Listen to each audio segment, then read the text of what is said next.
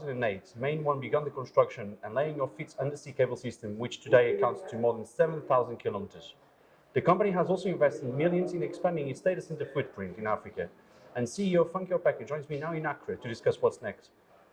Funke, thanks a lot for talking to me. Thank you. Africa is a massive continent, 54 countries, more than 1 billion people. How do you keep up with the demand as the golden age of data centers is finally arriving in Africa?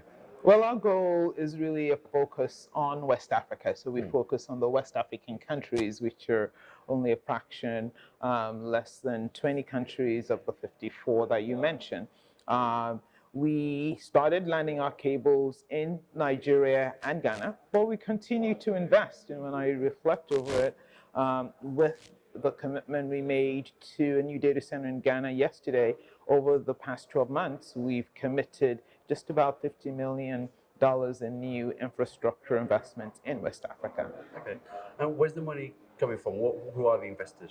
Are they African-based? Are they American? Are they Asian? Our investors are largely African-based. Okay. So the African Finance Corporation, Pan-African Infrastructure Development Fund, some of our large Nigerian banks who we partner with, First Bank, for example. So the investment, and of course, out of our existing cash flows, our existing shareholders continue to invest new money. Some of it is also co-funded by partners who are able to share in the infrastructure. So we're jointly lowering the cost of infrastructure. And as you may know, we signed an agreement with the Orange Group where we're building the infrastructure into Senegal and Cote d'Ivoire together. Okay.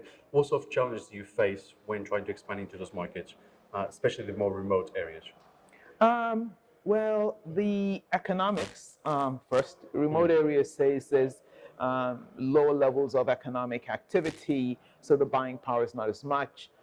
Existing infrastructure that you can leverage to build upon may not exist. The authorities may not be as familiar with the challenges of the cost or what it takes to deploy infrastructure. So there's generally a little more work to be done. Longer horizons in terms of the investment return. But for us, it is necessary to build that ecosystem and tap into as much of our markets as we can. And that's what we find, and our focus on West Africa is there's still so much work to be done. There's so much opportunity. And if we continue to build on that ecosystem, it allows us to deepen faster if we build on the work that we've already done in expanding within a region rather than going into new greenfield areas, which would be greenfield for us across the continent. Okay. Are you a believer that in the next few decades, Africa can catch up and even leapfrog some of the most developed regions in the world when it comes to data centers and IT infrastructure? It's a mixed. I think in terms of applications of technology, Africa has the opportunity to innovate, and as you've seen in M-Pesa and some of the other applications we're seeing come out of the market, because people did not have other solutions previously. With technology, they're able to create and innovate faster. In terms of infrastructure, I'm not sure, because infrastructure is about capital deployment, it's about building, it's about affordability. So I think what we'll see is Africa being able to do more with less and more efficient digital infrastructures, with shared infrastructure models. You have to think outside the box. But just in terms of quantum of infrastructure, infrastructure investment levels per capita, at the end of the day, it's governed by what the market can afford. And so I don't think in absolute terms we'll leapfrog in infrastructure investment and infrastructure deployment, but I think we have many opportunities, and we'll continue to see Africa leapfrog in terms of the applications and the usage of the infrastructure. It's definitely an exciting time ahead. It is.